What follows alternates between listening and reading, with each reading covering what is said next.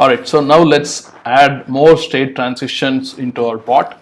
If you go and click on this state 25, the state, you will see that the only thing that we have right now is you have entered state 25, the entry dialog.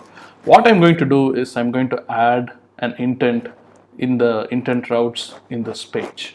So here, this is one of the nicest features in Dialogflow CX. You can just reuse an intent you have declared before. So in our case, we know that we already created this add a quarter intent, which has this phrase which just says add a quarter. And now when I select that intent, notice that it allows me to change the response. In other words, you can have different responses for the same intent based on which page you have added that intent into. That is, what is the state, the current state of the bot. And that makes perfect sense if you think about it, because if you're in state 25 and you add 25 cents by adding a quarter, and let's say that the agent is going to give you the balance, right? If it's in state 0 and you add a quarter, the balance here, it should say 25 cents. On the other hand, if you are already in state 25 and then you add a quarter, the balance should say 50 cents. It shouldn't say 25 cents, right? So this is an important distinction, because in the case of Dialogflow ES, you will come back, it will come back with the same response. When I say it comes back with the same response, what I'm really saying is, yes, you can select from a set of possible responses, but that's actually selected at random, as you know, right? Here the concept is very different. You took an intent which we have already declared, but you have changed the response, not randomly selected from a list, but you have actually changed the meaning of the response, because you are able to edit the fulfillment depending on which state you are in right now. But in our case, I'm just going to say you have added a quarter.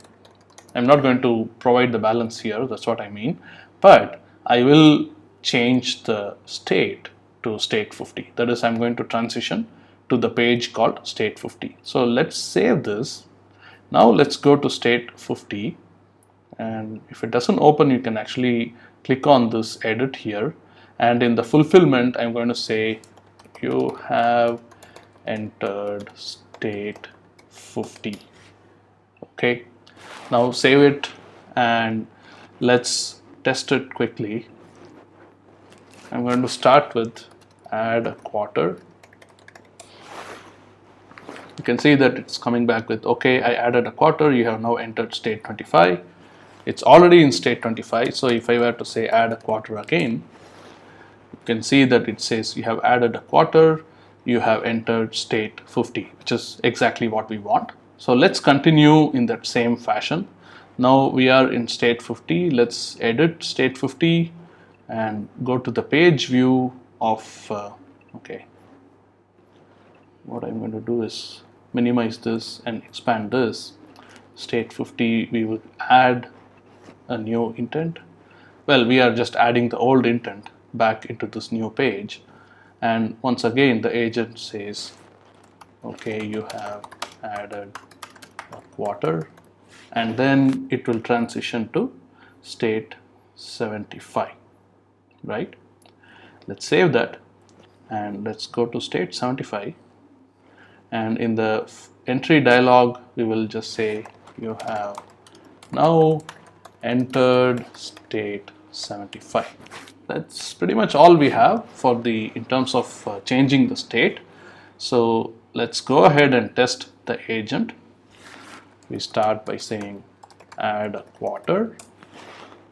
You have entered state 25. Then I say add a quarter. You have entered state 50. You say add a quarter, and you can see that it's now entered state 75. We don't allow the user to add any more quarters. You remember the logic of the vending machine. So this is explaining to you what is going on in terms of the state transitions, that is the page transitions in our bot. And if you come to the visualization of the flow, you can see that it's got this nice I guess you can say that it's got this nice flow diagram where you can see that the bot is able to move from start to state 25 to state 50 to state 75.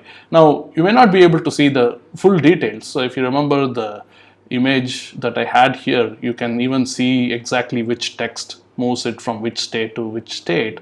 That level of granularity is not available in the overall view in your CX console, but you could click on this, right, and then you can see you should click on this specific intents, and you do have this information here. And of course the reason for that is because they are trying to provide you with the most compact representation of the flow diagram. If they tried to provide all this information in one view, I am pretty sure that there will be so much information on this page that you'll not be able to make sense of what is going on. So they have to, decide on some kind of trade-offs as to how much of a high level picture they can show on this flow diagram, and I think that to me it looks like a reasonably good balance till now. So what we have done now with this particular video is that we have added all the state transitions into our Wendy bot.